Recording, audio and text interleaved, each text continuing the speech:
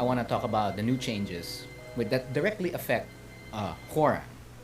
I remember what I said about Steve Fox. Steve Fox, you have to wait, you have to bait him, go into a certain range, move around, and do that stuff, blah, yada, yada.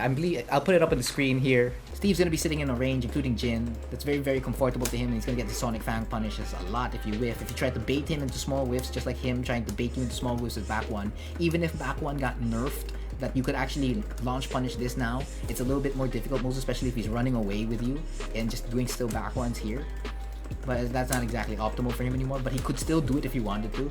And if you whiff and you try to bait baiter, if you try baiting him out, he's gonna outbait you. So this matchup's more basically about baiting the outbaiter. So you want to bait him into baiting you into you baiting him. You want to win the baiting game basically as much as you can. And now it's a lot more different. Yes, you still have to outbait the baiter, but you can now freely challenge him a lot more. By what I mean by freely challenge is that since his DF2 no longer homes, he doesn't have a one size fits all button.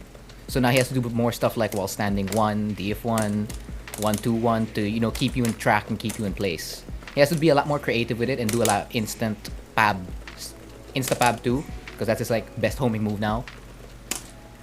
And just basically a lot more movement in general, more weave, more duck. And after down 2 you can challenge most, but I'd still advise against it because Hwoarang's evasive moves after a down 2 situation while standing 1 still catches him most of the time. Back 1 and back 2 don't do much compared to back 2. Back 2 does way more. Evades way more in that situation. So yeah, those are the major big changes. I mean small changes, but yeah. The main 2 things for me for Fahkumram, again the Hwoarang matchup. And of course again, video. Fahkumram, again, the same vein as Leroy, but a little bit more different. You're not just focusing on checks this time. You can actually challenge him, most especially since they kind of nerfed his sidestep, so he's not evading a lot of stuff for a big character. So most especially when you get the launch, the challenge to get that big damage, you're getting a lot for the damage that he gives you back. When it comes to dealing with the pressure, Hwoarang has some ways of dealing with most of the pressure, even the DF1 mix-ups, the standing 3 mix-ups, so it's totally fine. It's doable, and a lot of the lows are minus 14, 13, so you get your juicy while standing 4 into back 3 or while standing 4 into FF3. The neutral is more or less the same. You're trying to play it against the typical characters, Kazumi, Shaheen, Lee, etc. Those type of guys. It's that kind of archetype. Fahkumram, it's a lot difficult. It's very similar to Leroy, but now he's a lot more human. He got that treatment just like Leroy when Leroy got nerfed. So after a standing 3 or a DF1, you can now challenge him a lot more freely. What do I mean by more freely? I should show you an example right here. If I do DF1 to DF1, which he can no longer do since it's minus 5, I can DF1 myself. Of course, you should still worry about the fact that he can do parries. He can do any of the parries because he still has enough frames at minus 5. Regarding the parries, he can still parry, so if you do a kick, you're gonna lose. And if you do the punch as well, you'll still lose. So at the minus 5 situation, it's still more or less a guess, but at the same time, you can still more or less deal with the situation. Of course, as you can see, his punch parry is now negative 17, so now that's a free launch, and you should be taking it all the time and punishing Fak for doing it. It's the same thing with standing 3. It's just that with standing 3, the parries still work, except both of it still work, but it's minus 9, and if you jab early enough, I believe you can still win, even against the punch parry. I'm already pressing standing 4, and the kick parry is not activating. So you have more leeway against that. Then even against the punch parry, more leeway. So since they've gutted his sidestep before in Season 3, and now in Season 4, they took out most of his neutral tools, even 1-3, 1-4. 1-3? 1-3. Yeah. 1-4. This is no longer plus. It's no longer majorly plus. So that is out of the way. And you have more chances to live throughout the round. Way more times to challenge the character. And overall, it's just quite even. Or slightly in either character's favor.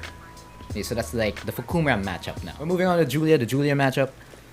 So not much really changed here. There are three big things that changed. So Lashing Arrow no longer has anything guaranteed. That's a quick back roll, so that's good. Another thing is up forward 1. This is now negative 12 on block. So a classic situation like this FF1 and 2 that will no longer kill you if you're waiting. She doesn't get a free pass for doing it. Because if you press, yeah, you're still gonna lose and you get the counter hit. But now you can just wait, and if they do it, if it's still in their muscle memory, it's gonna kill them. Of course, the alternative for that is just to do QCF2. And here, please do not press DF2, because if you press DF2 after QCF2, you're going to lose. Make sure you press DF1 in this situation more often than not if you want the challenge. Don't even press a jab, you're still gonna lose. It really goes under highs. But of course, it has maybe a slower, I don't know, because I'm currently beating it. But yeah, you wouldn't want to risk that. So of course, lashing arrow, up forward 1, that's kind of situation. It's going to be swapped with QCF2. And the last one is SS4 counter hit. Because before, what this gave was a counter hit launch, yeah, counter hit launch or counter hit follow up. Oops, it's not recording. Oh, it is recording. My bad. Now it gives a free war drum, I believe. Yeah, free war drum. It's a free war drum situation. So now, make sure you have to watch out for this. And you can't do anything about it. You really have to block. So you have to make a guess. So what's going to happen here is either war drum or back 1+2. So you're going to get hit by the low mid mix up again. You cannot press any button here. Like if I try to press If I try to press back 1 here, right, it's not gonna work. Yeah, I was mashing there. See, I moved a lot, and even if I press back 2, I still lose. And you're gonna give her the counter hit, especially if the spacing wasn't right. But most of the time, it's gonna be right after SS4. So in this matchup now, oh, and of course, up forward 3+4, her up forward 3+4, the one that, you know, with when she gets a clean spat and then does up forward 3+4 for more damage at the end of the wall combo, that has lesser damage now.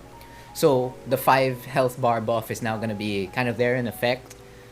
And of course, you're not supposed to still get launched a lot, but more if you do get launched, right, and she goes for this big damage, you're more or less in the safe zone, right?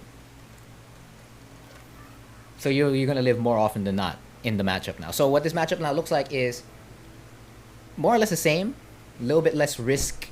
I mean, Julia's forced to do other things, not the usual stuff that was already good. You know, so instead of up forward 1, it's gonna be QCF2. SS4, I'm gonna go straight for a war drum mix up now. And then lashing arrow, nothing guaranteed, and then up forward 3+4, weaker damage. So yeah, you have more chances to live. The matchup's still more or less the same. You just have more chances to live because again, like SS4, that was like a big knockdown. Either guaranteed follow-up or guaranteed combo. Now you have more chances to live. You have to still guess on that mix-up. It's a 50-50, but you still have a chance. And a 50-50 is just one coin flip. So yeah, that's like the Julia matchup now. To give the best recap I could give is that, what's your objective? And what's your objective or goal for that tournament? And create a ritual or routine or checklist that you will follow through before the tournament, during the tournament, and after the tournament. So that was like for locals, that was offline. And it's the same thing for online as well, online tournaments. What's your objective? What are you going to do before the tournament, during the tournament, and after the tournament, right? Of course, online has a little bit more asterisks beside it because you have to make sure you have Hamachi. You have to know how to use Hamachi. Make sure you're always looking at the Discord so that every time there's a ping, a notification, you're ready for it. If they tell you to play your games, make sure you call the other guy so that you can get your games. And make sure you notified the TOs, that you notified your opponent that you're ready. That way they can start running the countdown to whether or not to DQ your opponent so you go to the next round or not. Because the waiting time in an online tournament is probably longer than offline.